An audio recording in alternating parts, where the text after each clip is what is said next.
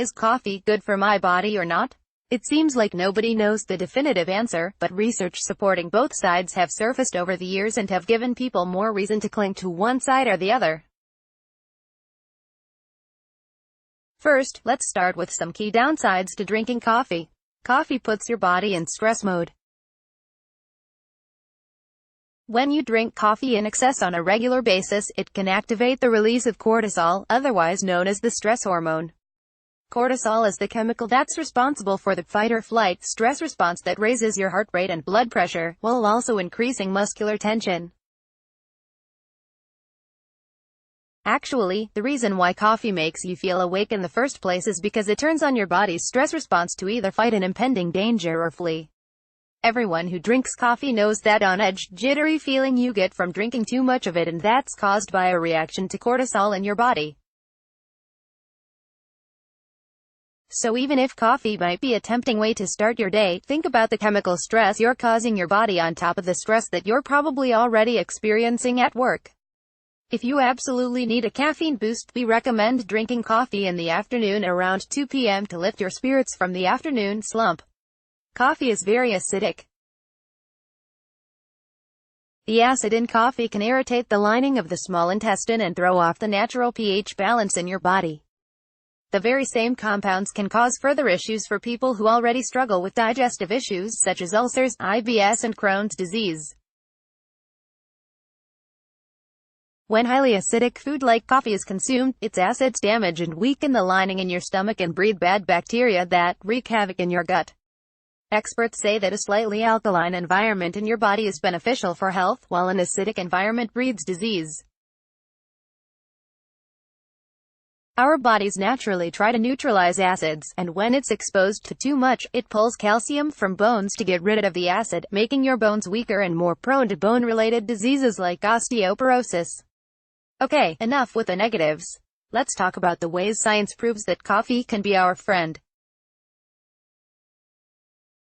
Coffee can reduce your chance of mouth and throat cancer by nearly 50%.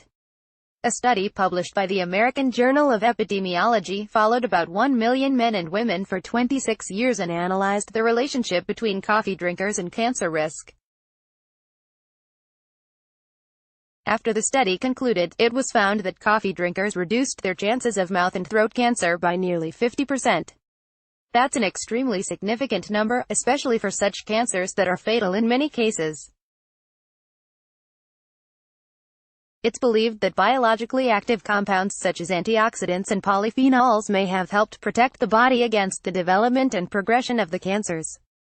Coffee can reduce your chance of stroke.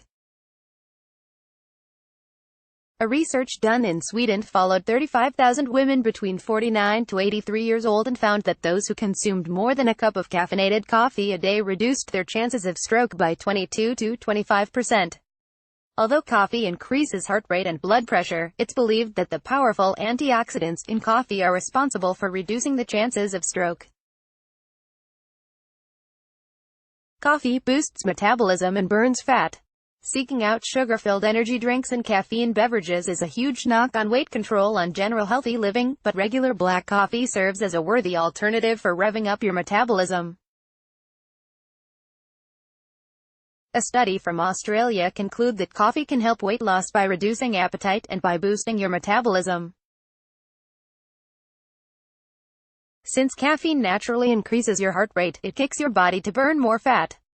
That means drinking coffee in regulation could curb your appetite, burn fat, and energize you all in one. The verdict, now, with all of the information gathered showing both the good and bad sides of coffee according to science, does one outweigh the other? Hearing the health risks of excessive coffee consumption might be scary to a typical coffee drinker, but those risks shouldn't be too much of a scare as long as you're within healthy moderation. Just like with anything else, consuming too much of something on a regular basis can have negative repercussions. One thing can be said definitively: if you suffer from digestive or other stomach disorders, you shouldn't drink coffee. There aren't many positives in that case, will only make the symptoms worse. That said, the statistics show how those without such issues can possibly benefit from coffee when drinking it within normal amounts. Just pay attention to how much you drink, and if your body is reacting harshly to it, it's probably time to pull back or even replace coffee altogether. Otherwise, enjoy your daily cup and you should be just fine. Let's block ads. Why?